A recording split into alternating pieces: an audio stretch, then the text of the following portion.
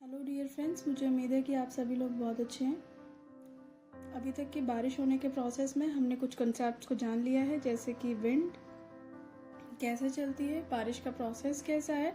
इसी सीरीज़ को आगे बढ़ाते हैं और हम विंड, ब्रीज और एयर करंट। देखिए, अभी हम ना सीढ़ियाँ चढ़ रहे हैं, बारिश कैसे होती है वहाँ तक की। तो ये सारे कंसेप्ट हैं जो आपको हेल्प करेंगे कि आप एग्जैक्टली समझ पाएँ कि मानसून क्या होता है, बारिश कैसे हो जाती है, ऐसा ये एक पर्टिकुलर सीजन में क्यों होता है, और ऐसा भी होता है क्या कि जब हमारे वहाँ बारिश होती है तो कहीं और भी उसी टाइम पे सभी जगह होती है क्या, पूरे पूरे वर्ल्ड में। तो ये बहुत सारे प्रश्नों के जवाब आपको इस सीरीज में ही मिल सकते हैं। अगर आप इसे कंटिन्यू देखते रहेंगे तो आपके सारे क्वेश्चंस के जवाब आपको मिलेंगे। तो देखिए, शुरू करते हैं विंड, ब्रीज, एयर करंट। ठीक है, ये बेसिक कंसेप्ट हैं। तो उसमें कॉन्सेप्ट क्या है?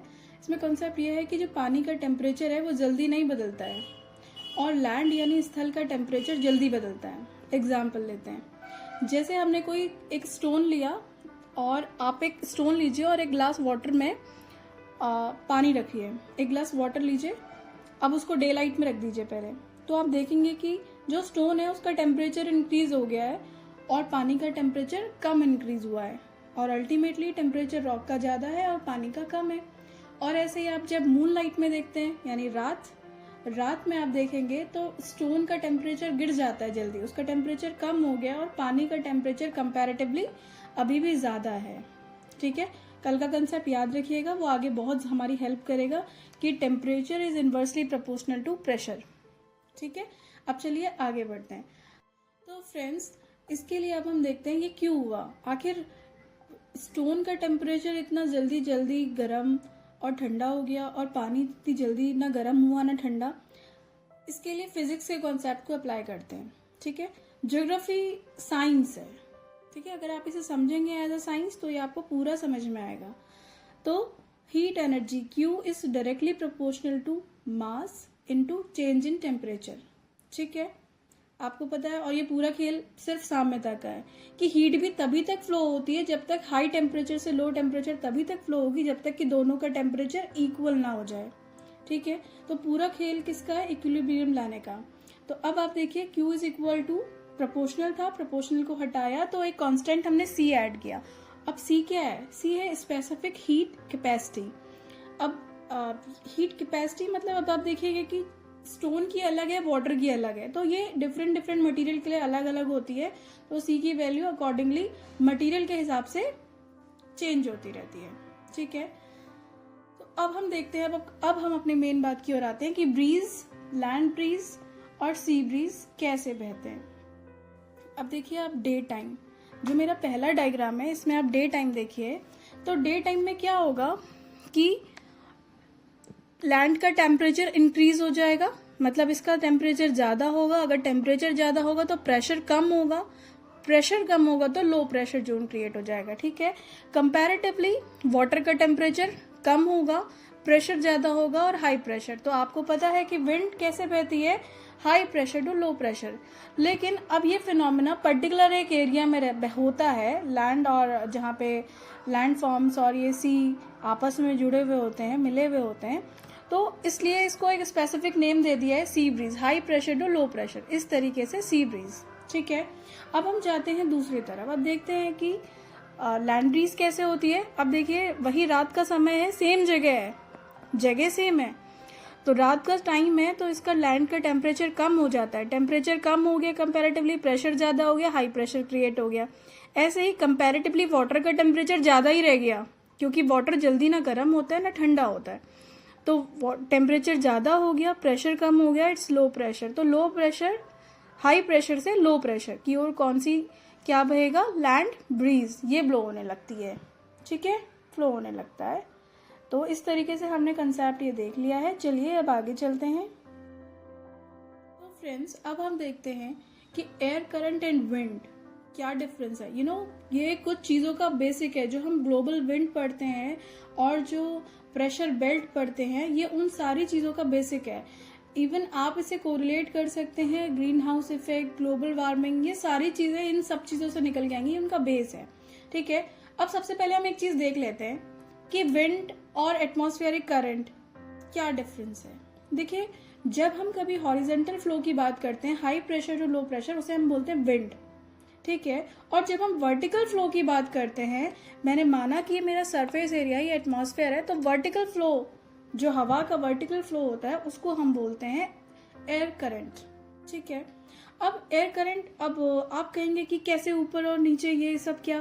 तो देखिए, आपको इस बात को मानना पड़ेगा कि अर्थ के साथ साथ सन का एग्जिस्टेंस तब से है जब से अर्थ है। तो होता क्या है कि दिन के समय पे जब सनलाइट आती है तो ये वापस जाती है, क्योंकि अब ये सारा का सारा अगर अर्थ कंज्यूम कर ले, अपना एब्जॉर्ब कर ले, तो क्या होगा कि टेम्परेचर इतना ज़्यादा हो जाएगा अर्थ का कि रहने लायक नहीं होगा। और आपको पता है कि सारा का सारा गेम किसका है? साम्य, संतुलन बनाने का गेम है पूरा।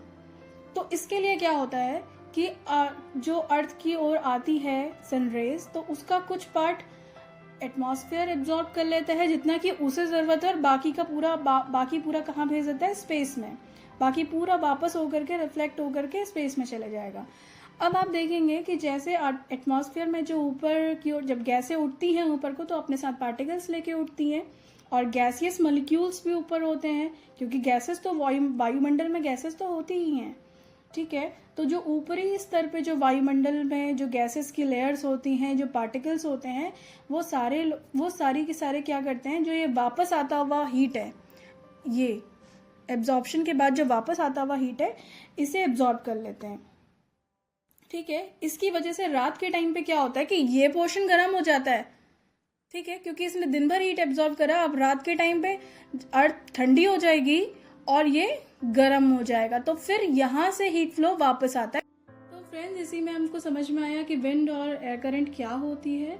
और अब आप ये भी नोट कर लें कि विंड और जो एयर करंट हमने पढ़ी है वो एरिया स्पेसिफिक फिनोमेना है, और अगर आप इसे रिलेट कर पाएंगे तो ये आगे जाकर के ग्लोबल विंड का बेस का काम करेगी, और जो एयर करंट है उससे हम प्रेशर बेल्ट और जेट स्ट्रीम जैसी चीज़ों को समझेंगे, ठीक है।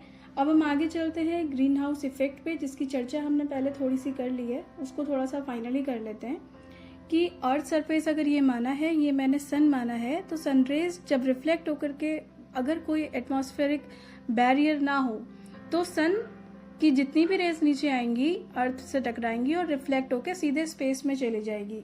इसका मतलब क्या होगा कि दिन के टाइम पे अर्थ बहुत ज़्यादा गर्म हो जाएगी और रात के टाइम पे अर्थ बहुत ज़्यादा ठंडी हो जाएगी, ठीक है।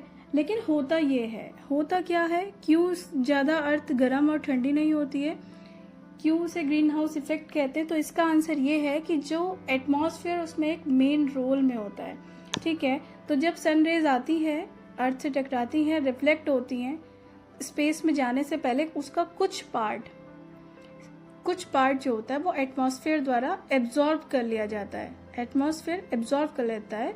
तो इसकी वजह से दिन के टाइम पे अर्थ का टेम्परेचर ज़्यादा होता है एटमॉस्फेयर से, तो heat flow high to low, तो अर्थ से एटमॉस्फेयर की ओर हीट फ्लो होता है। और रात के टाइम पे अर्थ का टेम्परेचर कम होता है एटमॉस्फेयर से, तो हीट फ्लो एटमॉस्फेयर से अर्थ की ओर होने लगता है, इसीलिए अर्थ रात को ठंडी नहीं होती है। अब आप ये समझिए कि पूरा का पूरा गेम किसका है? फिर से संतुलन और साम्य लाने का। इसी में जब छेड़खानी हो जाती है ह्यूमन इंटरफेरेंस की वजह से, जो HFC, CFC ये गैसेस बढ़ जाती हैं, तो एटमॉस्फेरिक ऊपर की लेयरों में जो पार्टिकल्स इंक्रीज हो जाते हैं, तो उनके द्वारा ये रिफ्लेक्टेड सनलाइट का पार्ट जो होता है वो भी बढ़ जाता है, और इसकी वजह से यहाँ पे ज़्यादा गर्मी हो जाती है। तो फिर again heat flow high temperature to low temperature होने लगता है, और यही टेम्परेचर क्या करता है? अर्थ के सरफेस के टेम्परेचर को बढ़ाते जा रहा है।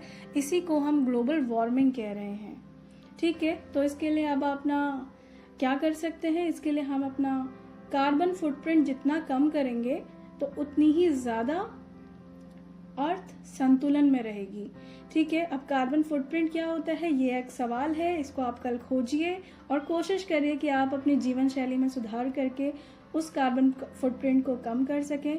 इस तरीके से हम एक साम्य लाने की कोशिश कर सकते हैं। Save earth. Thank you.